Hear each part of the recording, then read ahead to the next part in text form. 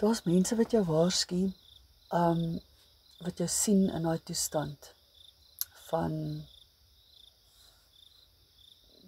totale, wat ek weet nie, gebrokenheid en net glad nie jouself wees nie, glad nie 'n mens wees nie, iemand wat net 'n skaduwee geraak het. Wat jou probeer waarsku, wat jou probeer help. Maar daar's ook baie mense wat, baie meer mense wat miskien 'n fight langs aan hoor, goeters oorbreek en val en stemme wat skree en gil en hulle kom nie kyk wat aangaan nie. Hulle bel nie die polisie nie, hulle maak hulle vensters dig toe en gaan aan. Dit is nie deel van hulle probleem nie.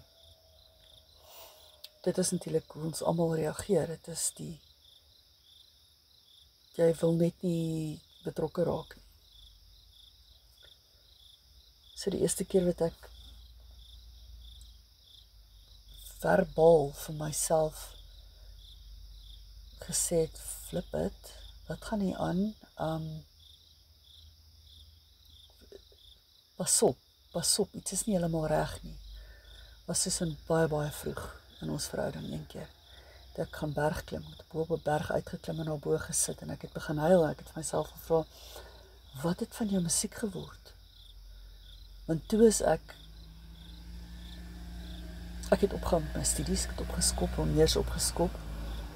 Ek het alle bande verbreek met my kollegas, met my kabaretvriende.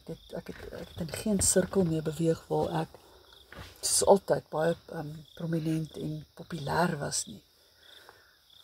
Ek het net heeltemal begin secluded raak en alleener begin operate.